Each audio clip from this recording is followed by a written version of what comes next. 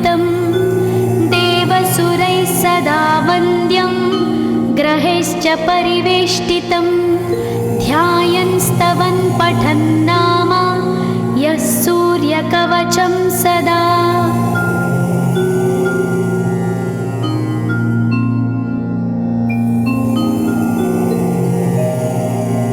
कवचं गृणिः पातु शिरोदेशं सूर्यः पालं च पातु मे आदित्यो लोचने पातु श्रुतिपातः प्रभाकरः घ्राणं पातु सदा भानु अर्क पातु तथा।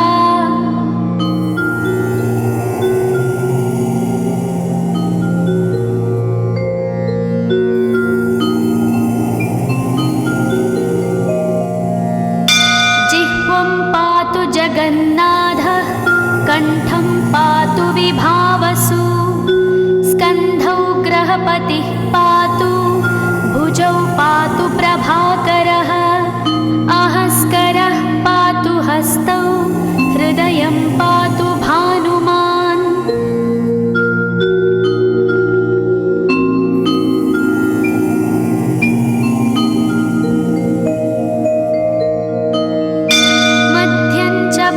सप्ताश्वो नाभिं पातु नभोमणिः द्वादशात्मा कटिं पातु सविता पातु सक्तिनी ऊरू पातु सुरश्रेष्ठो जानुनी पातु भास्करः जङ्घे पातु च मार्ताण्डो गुल्फौ पातु त्विषाम्पतिः।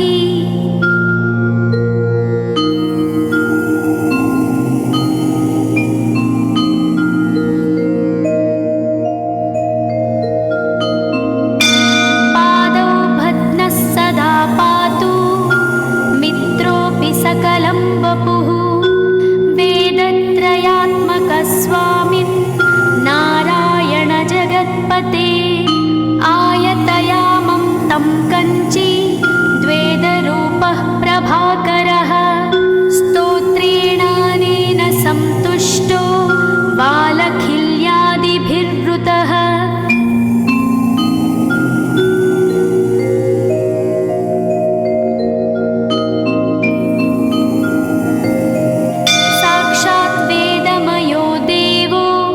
रथारूढः समागतः तं दृष्ट्या सहस्तोत्थाय दण्डवत् प्रणमन् भुवि कृताञ्जलिपुटो भूत्वा सूर्यस्याग्रे स्तुवत्तदा वेदमूर्तिः महाभागो ज्ञानदृष्टिर्विचार्य च ब्रह्मणा स्थापितं पूर्वं यथा यमाविवर्जितम्।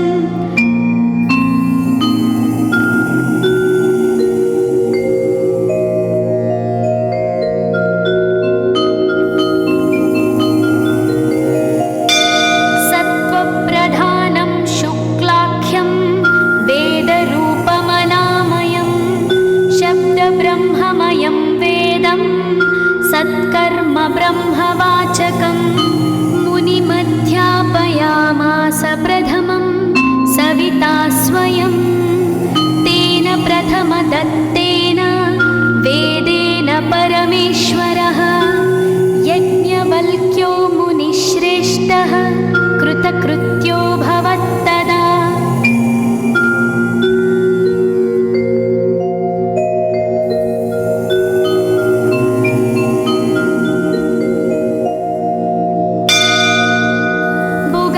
सकलान् वेदान् ज्ञातवान् सूर्यसन्निधौ इदं स्तोत्रं महापुण्यं पवित्रं पापनाशनं यः पठेच्छृणुयाद्वापि सर्वपापैः प्रमुच्यते वेदार्थज्ञानसम्पन्नः सूर्यलोकमवाप्नुयात्।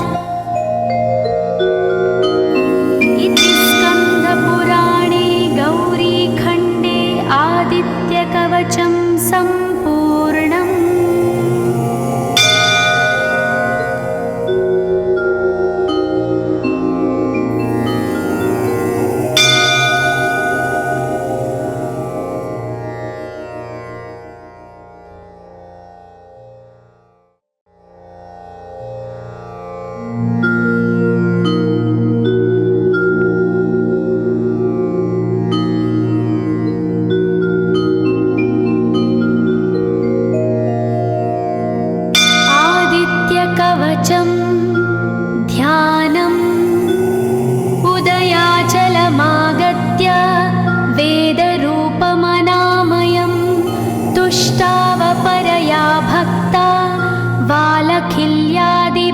विवृतं देवसुरैः सदा वन्द्यं ग्रहैश्च परिवेष्टितं ध्यायन् स्तवन् पठन् नाम यः सूर्यकवचं सदा।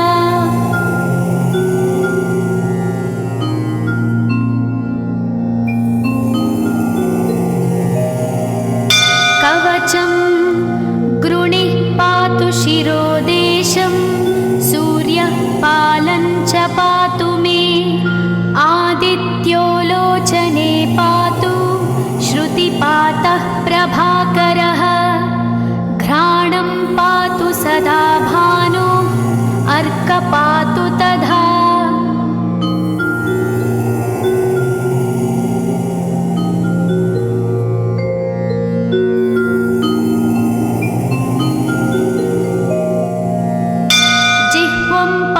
जगन्नाथः कण्ठं पातु विभावसु स्कन्धौ ग्रहपतिः पातु भुजौ पातु प्रभाकरः अहस्करः पातु हस्तौ हृदयं पातु भानुमान्।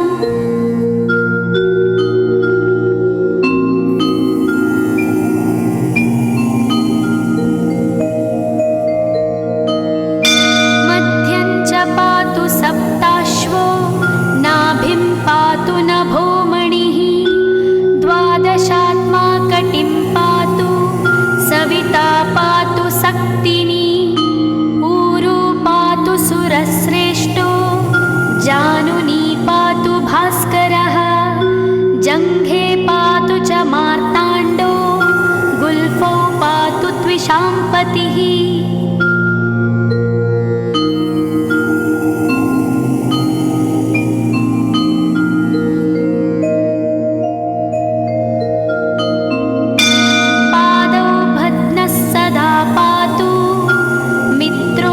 सकलं वपुः वेदत्रयात्मकस्वामिन् नारायण जगत्पते आयतयामं तं कञ्ची द्वेदरूपः प्रभाकरः स्तोत्रेणानेन सन्तुष्टो बालखिल्यादिभिर्वृतः।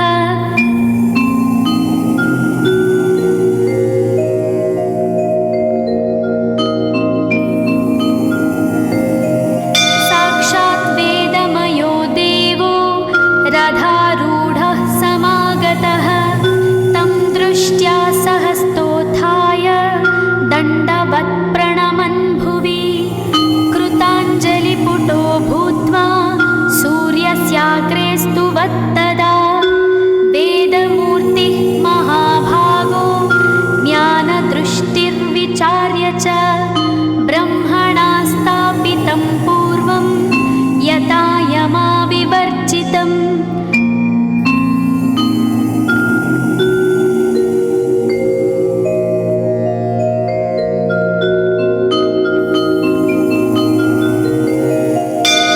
सत्त्वप्रधानं शुक्लाख्यं वेदरूपमनामयं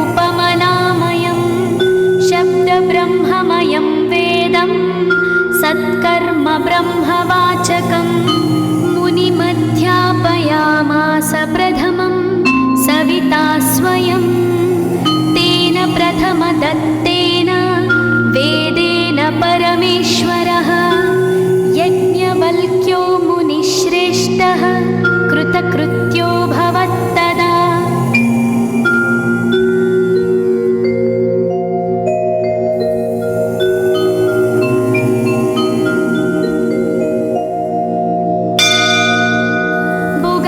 सकलान् वेदान् ज्ञातवान् सूर्यसन्निधौ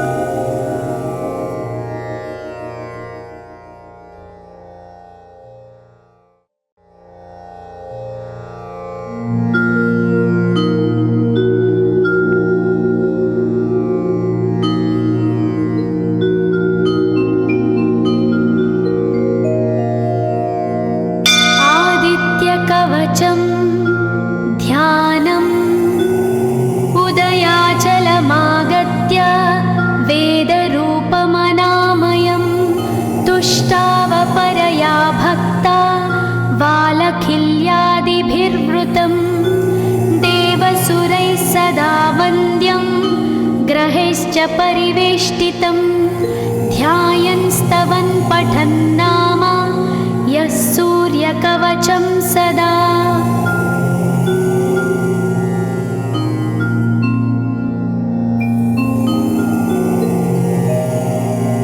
कवचं गृणिः पातु शिरोदेशं सूर्यः पालं च पातु मे आदित्यो लोचने पातु श्रुतिपातः प्रभाकरः घ्राणं पातु सदा भानो अर्क पातु तथा।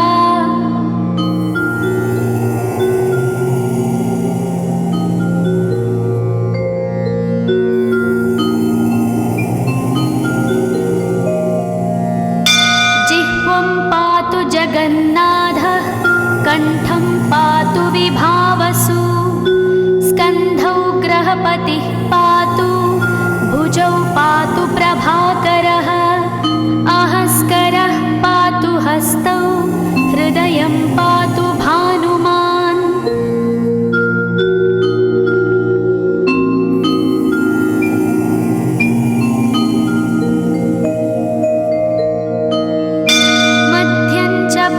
सप्ताश्वो नाभिं पातु नभोमणिः द्वादशात्मा कटिं पातु सविता पातु सक्तिनी ऊरू पातु सुरश्रेष्ठो जानुनी पातु भास्करः जङ्घे पातु च मार्ताण्डो गुल्फौ पातु त्विषाम्पतिः।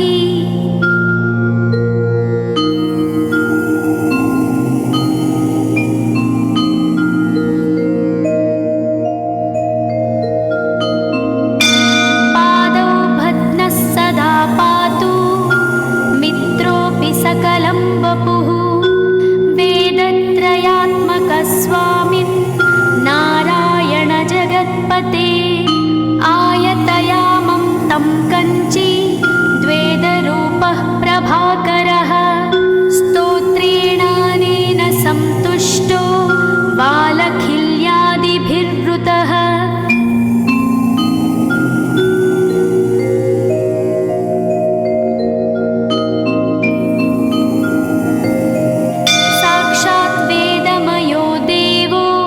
रथारूढः समागतः तं दृष्ट्या सहस्तोत्थाय दण्डवत् प्रणमन् भुवि कृताञ्जलिपुटो भूत्वा सूर्यस्याग्रे स्तुवत्तदा वेदमूर्तिः महाभागो ज्ञानदृष्टिर्विचार्य च ब्रह्मणा स्थापितं पूर्वं यथा यमाविवर्जितम्।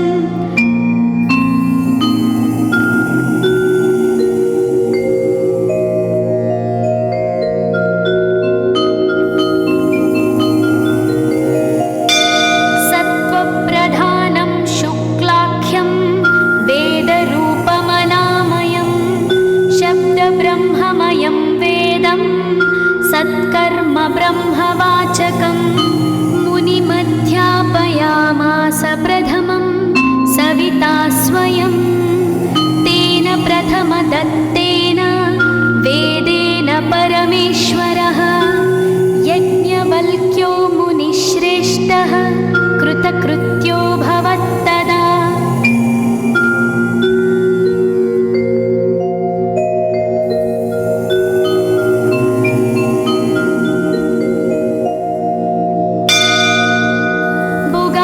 सकलान् वेदान् ज्ञातवान् सूर्यसन्निधौ इदं स्तोत्रं महापुण्यं पवित्रं पापनाशनं यः पठेच्छृणुयाद्वापि सर्वपापैः प्रमुच्यते वेदार्थज्ञानसम्पन्नः सूर्यलोकमवाप्नुयात्।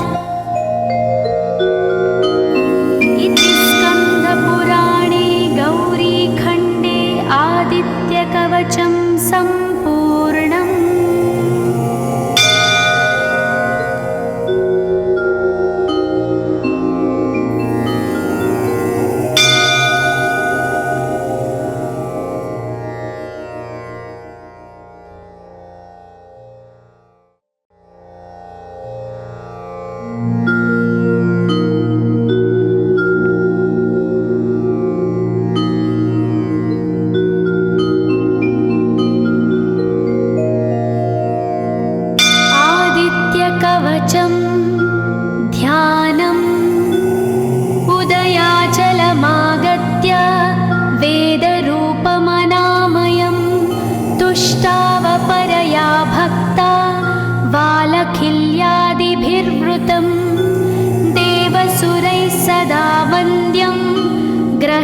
परिवेष्टितं ध्यायन् स्तवन् पठन् नाम यः सूर्यकवचं सदा।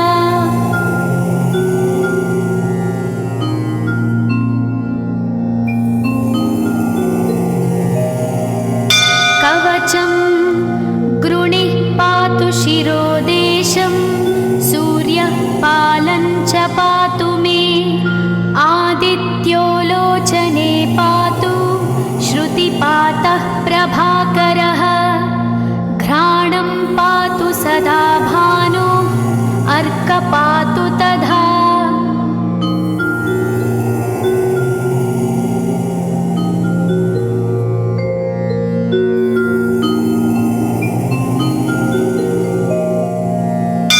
जिह्वं पातु जगन्नाथः कण्ठं पातु विभावसु स्कन्धौ ग्रहपतिः पातु भुजौ पातु प्रभाकरः अहस्करः पातु हस्तौ हृदयं पातु भानुमान्।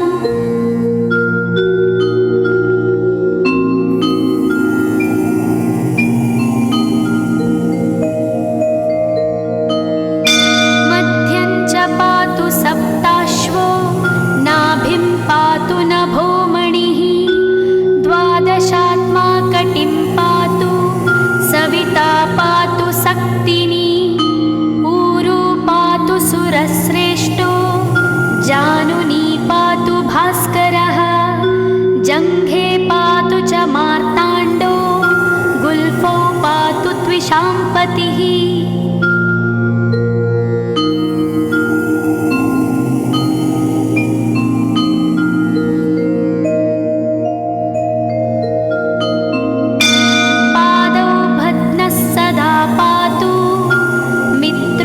सकलं वपुः वेदत्रयात्मकस्वामिन् नारायण जगत्पते आयतयामं तं कञ्ची द्वेदरूपः प्रभाकरः स्तोत्रेणानेन सन्तुष्टो बालखिल्यादिभिर्वृतः।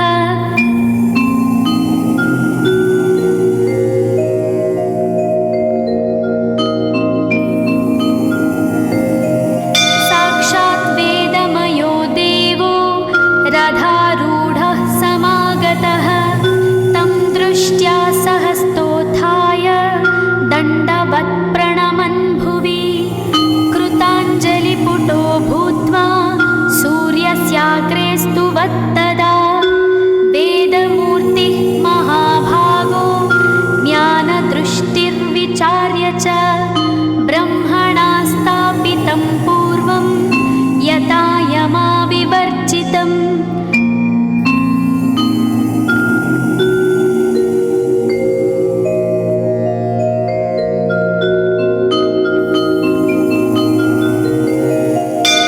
सत्त्वप्रधानं शुक्लाख्यं वेदरूपमनामयं शब्दब्रह्ममयं वेदं सत्कर्म ब्रह्मवाचकं मुनिमध्यापयामास प्रथमं सविता स्वयं तेन प्रथमदत्तेन वेदेन परमेश्वरः यज्ञवल्क्यो मुनिश्रेष्ठः कृतकृत्यो भवत्तदा।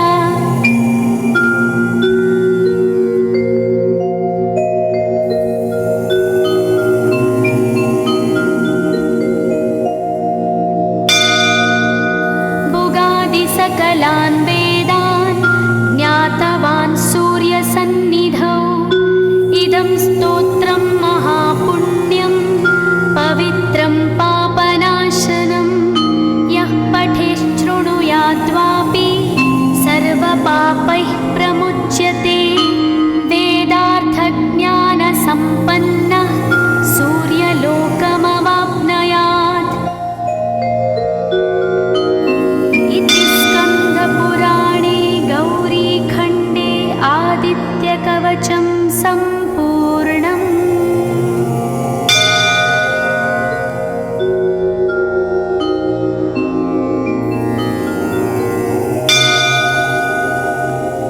ॐ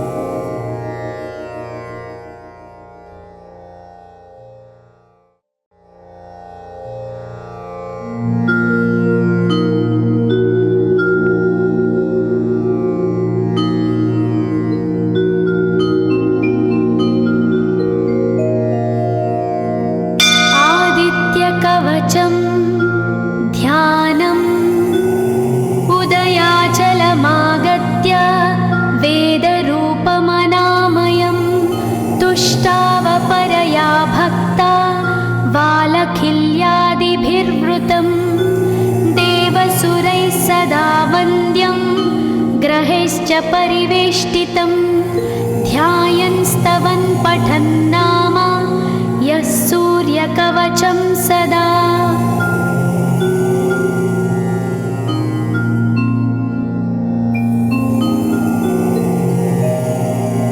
कवचं गृणिः पातु शिरोदेशं सूर्यः पालं च पातु मे आदित्यो लोचने पातु श्रुतिपातः प्रभाकरः घ्राणं पातु सदा भानु अर्कपातु तथा।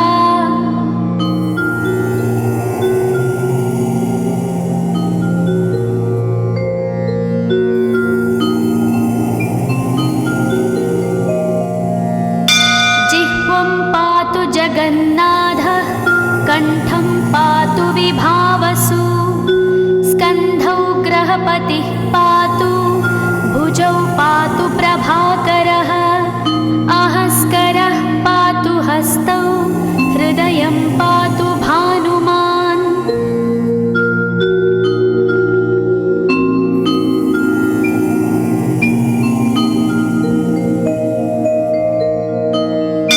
मध्यं च पातु सप्ताश्वो नाभिं पातु नभोमणिः द्वादशात्मा कटिं पातु सविता पातु सक्तिनी ऊरू पातु सुरश्रेष्ठो जानुनी पातु भास्करः जङ्घे पातु च मार्ताण्डो गुल्फौ पातु त्विषाम्पतिः।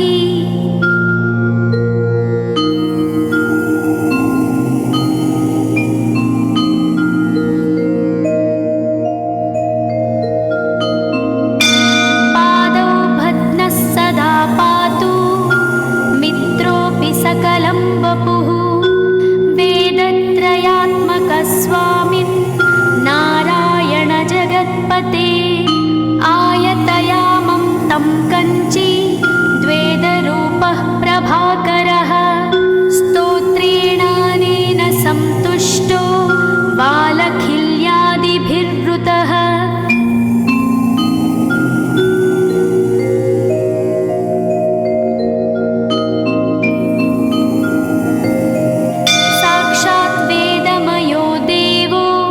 रथारूढः समागतः तं दृष्ट्या सहस्तोत्थाय दण्डवत् प्रणमन् भुवि कृताञ्जलिपुटो भूत्वा सूर्यस्याग्रे स्तुवत्तदा वेदमूर्तिः महाभागो ज्ञानदृष्टिर्विचार्य च ब्रह्मणा स्थापितं पूर्वं यथा यमाविवर्जितम्।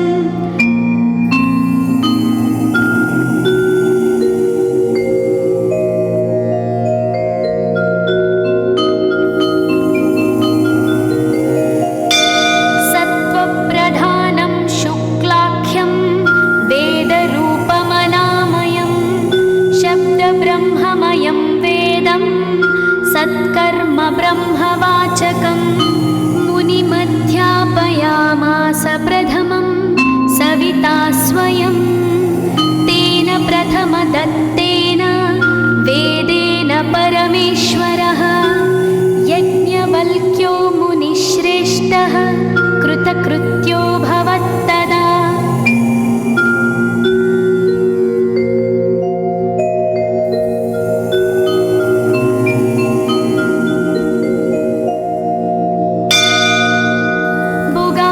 सकलान् वेदान् ज्ञातवान् सूर्यसन्निधौ इदं स्तोत्रं महापुण्यं पवित्रं पापनाशनं यः पठेच्छृणुयाद्वापि सर्वपापैः प्रमुच्यते वेदार्थज्ञानसम्पन्नः सूर्यलोकमवाप्नुयात्। इति स्कन्दपुराणे गौरीखण्डे आदित्यकवचं सम्पूर्णम्।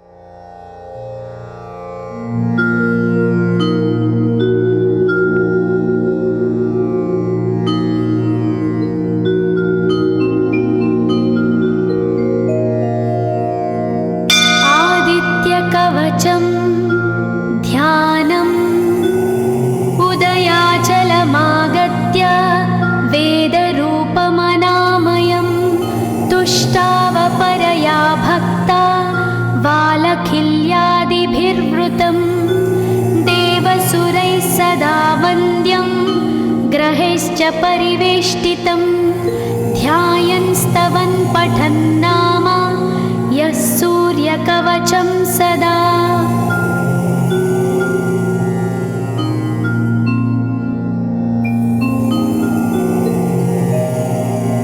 कवचं गृणिः पातु शिरोदेशं सूर्यः पालं च पातु मे आदित्यो लोचने पातु श्रुतिपातः प्रभाकरः घ्राणं पातु सदा भानो अर्कपातु तथा।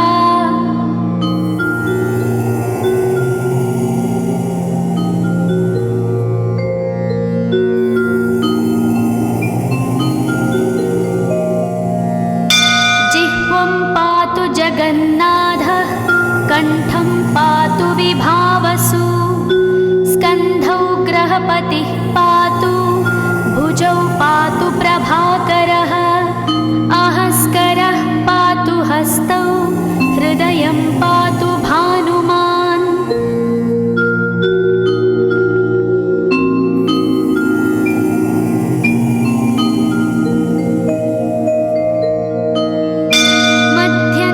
पातु सप्ताश्वो नाभिं पातु नभोमणिः द्वादशात्मा कटिं पातु सविता पातु सक्तिनी ऊरू पातु सुरश्रेष्ठो जानुनी पातु भास्करः जङ्घे पातु च मार्ताण्डो गुल्फौ पातु त्विषाम्पतिः।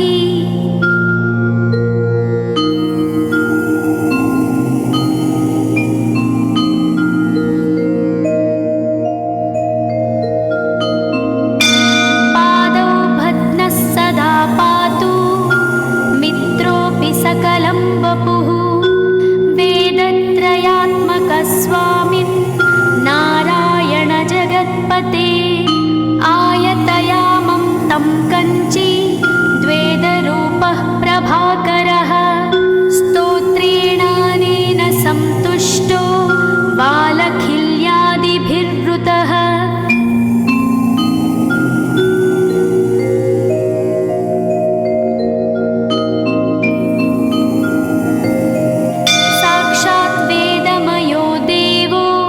रथारूढः समागतः तं दृष्ट्या सहस्तोत्थाय दण्डवत् प्रणमन् भुवि कृताञ्जलिपुटो भूत्वा सूर्यस्याग्रे स्तुवत्तदा वेदमूर्तिः महाभागो ज्ञानदृष्टिर्विचार्य च ब्रह्मणा स्थापितं पूर्वं यथा यमाविवर्जितम्।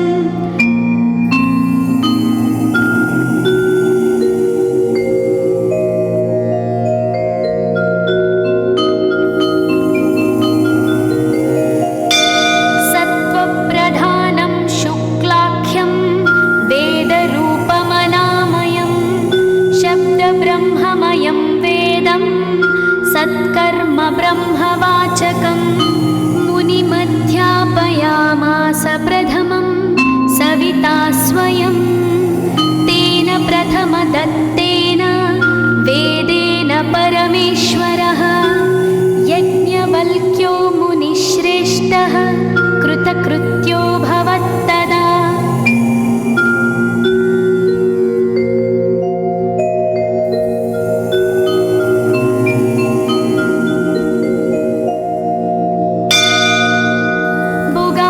सकलान् वेदान् ज्ञातवान् सूर्यसन्निधौ इदं स्तोत्रं महापुण्यं पवित्रं पापनाशनं यः पठेच्छृणुयाद्वापि सर्वपापैः प्रमुच्यते वेदार्थज्ञानसम्पन्नः सूर्यलोकमवाप्नुयात्।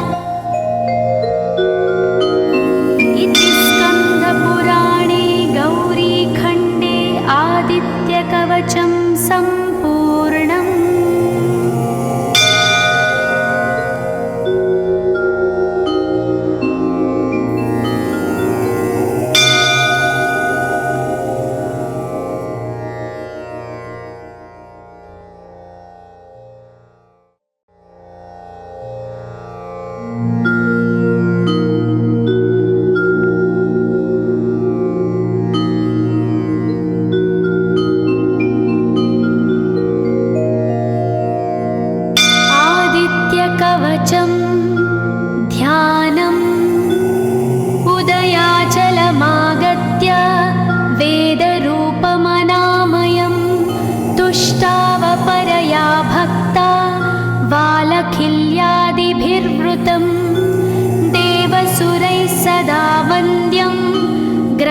परिवेष्टितं ध्यायन् स्तवन् पठन् नाम यः सूर्यकवचं सदा।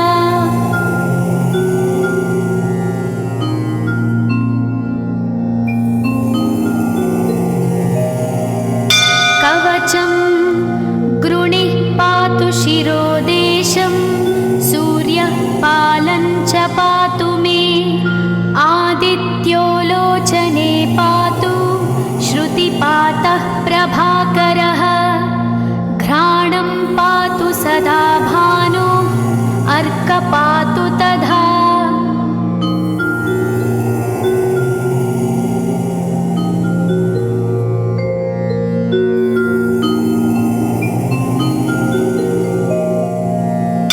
जिह्वं पातु जगन्नाथः कण्ठं पातु विभावसु स्कन्धौ ग्रहपतिः पातु भुजौ पातु प्रभाकरः अहस्करः पातु हस्तौ हृदयं पातु भानुमान्।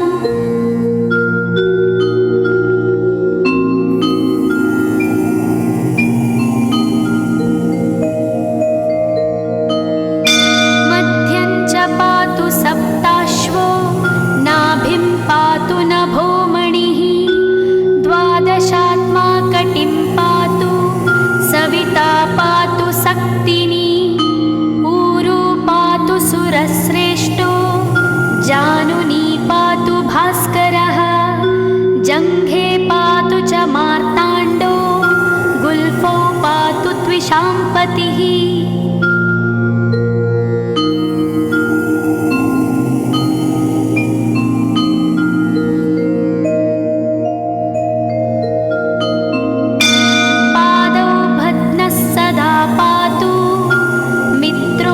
सकलं वपुः वेदत्रयात्मकस्वामिन् नारायण जगत्पते आयतयामं तं कञ्ची द्वेदरूपः प्रभाकरः स्तोत्रेणानेन सन्तुष्टो बालखिल्यादिभिर्वृतः।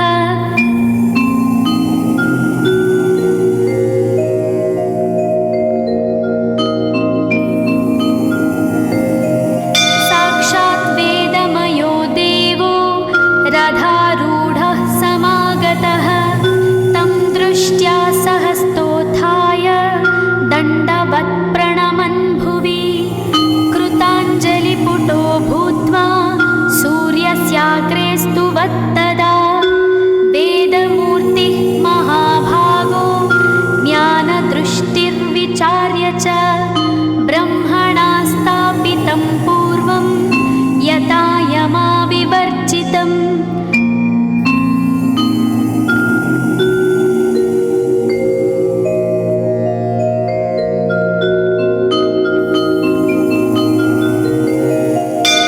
सत्त्वप्रधानं शुक्लाख्यं वेदरूपमनामयं शब्दब्रह्ममयं वेदं सत्कर्म ब्रह्मवाचकम् मुनिमध्यापयामास प्रथमं सविता स्वयं तेन प्रथमदत्तेन वेदेन परमेश्वरः यज्ञवल्क्यो मुनिश्रेष्ठः कृतकृत्यो भवत्तदा।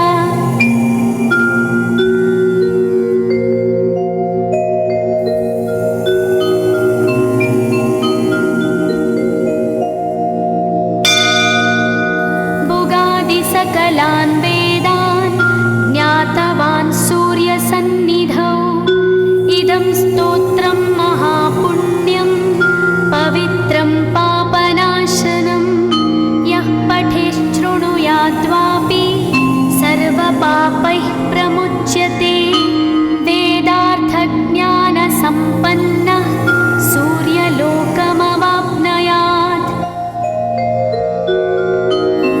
इति स्कन्दपुराणे गौरीखण्डे आदित्यकवचं सम्पूर्णम्।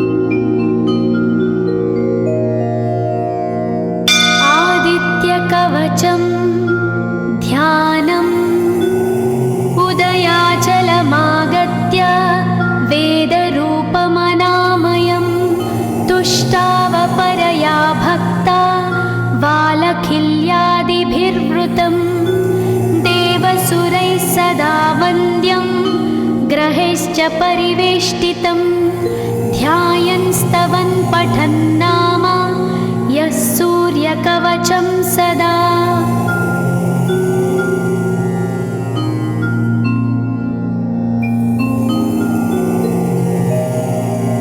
कवचं गृणिः पातु शिरोदेशं सूर्यः पालं च पातु मे आदित्यो लोचने पातु श्रुतिपातः प्रभाकरः घ्राणं पातु सदा भानु अर्कपातु तथा।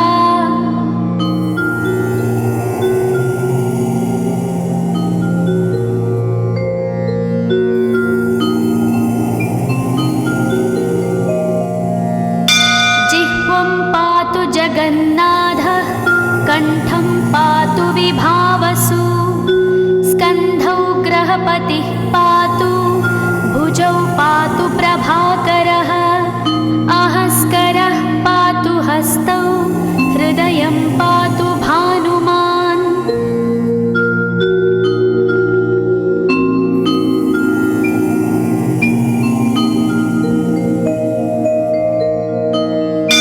मध्यं च पातु सप्ताश्वो नाभिं पातु नभोमणिः द्वादशात्मा कटिं पातु सविता पातु सक्तिनी ऊरू पातु सुरश्रेष्ठो जानुनी पातु भास्करः जङ्घे पातु च मार्ताण्डो गुल्फौ पातु त्विषाम्पतिः।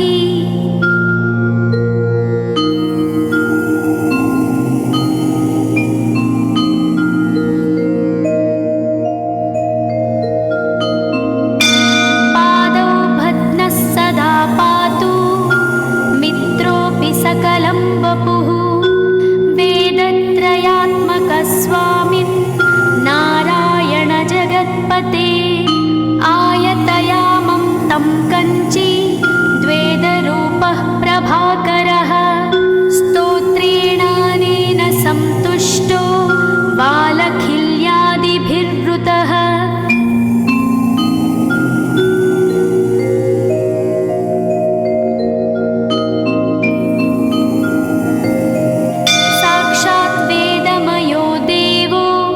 रथारूढः समागतः तं दृष्ट्या सहस्तोत्थाय दण्डवत् प्रणमन् भुवि कृताञ्जलिपुटो भूत्वा सूर्यस्याग्रे स्तुवत्तदा वेदमूर्तिः महाभागो ज्ञानदृष्टिर्विचार्य च ब्रह्मणा स्थापितं पूर्वं यथा यमाविवर्जितम्।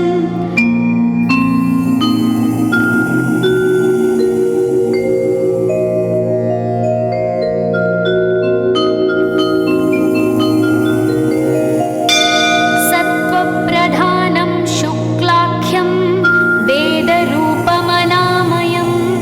शब्दब्रह्ममयं वेदं सत्कर्म ब्रह्मवाचकम् मुनिमध्यापयामास प्रथमं सविता स्वयं तेन प्रथमदत्तेन वेदेन परमेश्वरः यज्ञवल्क्यो मुनिश्रेष्ठः कृतकृत्यो भवत्तदा।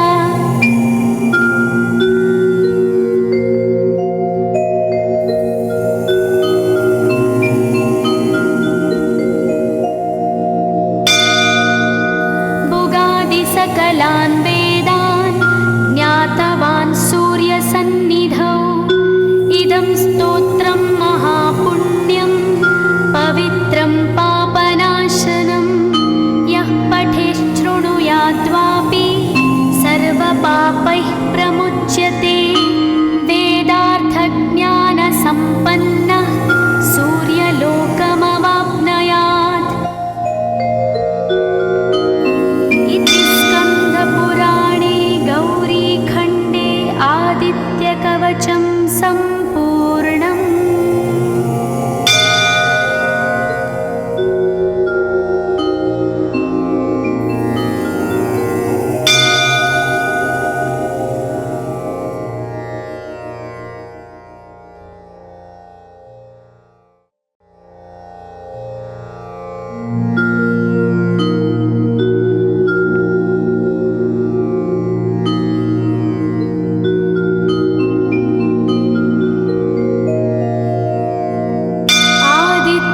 कवचम् ध्यानम् उदयाचलमागत्य वेदरूपमनामयं तुष्टावपरया भक्ता वालखिल्यादिभिर्वृतं देवसुरैः सदा वन्द्यं ग्रहैश्च परिवेष्टितं ध्यायन् स्तवन् पठन् नाम यः सूर्यकवचं सदा।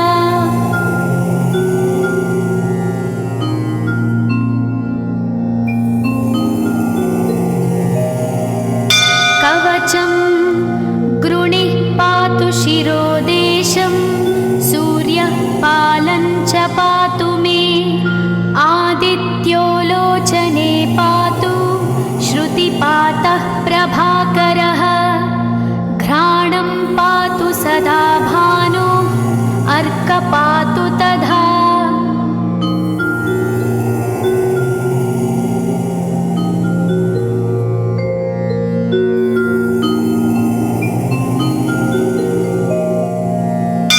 जिह्वं पातु जगन्नाथः कण्ठं पातु विभावसु स्कन्धौ ग्रहपतिः पातु भुजौ पातु प्रभाकरः अहस्करः पातु हस्तौ हृदयं पातु भानुमान्।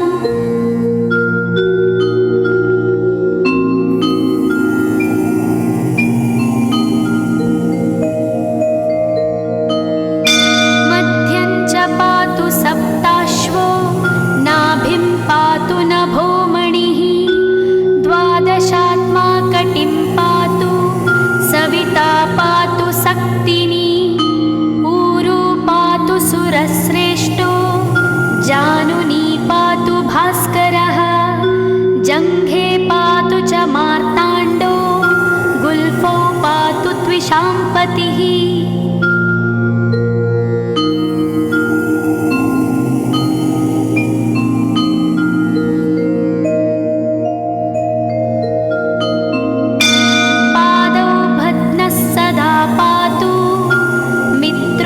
सकलं वपुः वेदत्रयात्मकस्वामिन् नारायण जगत्पते आयतयामं तं कञ्ची द्वेदरूपः प्रभाकरः स्तोत्रेणानेन सन्तुष्टो वालखिल्यादिभिर्वृतः।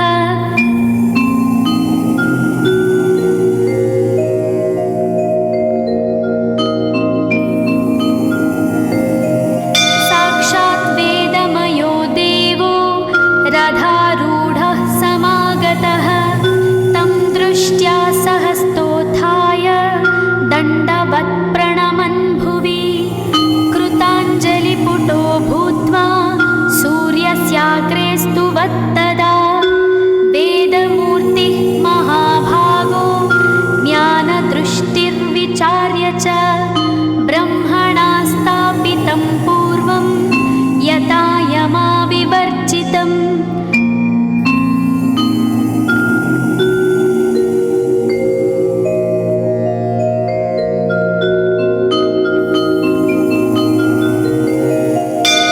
सत्त्वप्रधानं शुक्लाख्यं वेदरूपमनामयं शब्दब्रह्ममयं वेदं सत्कर्म ब्रह्मवाचकं मुनिमध्यापयामास प्रथमं सविता स्वयं तेन प्रथमदत्तेन वेदेन परमेश्वर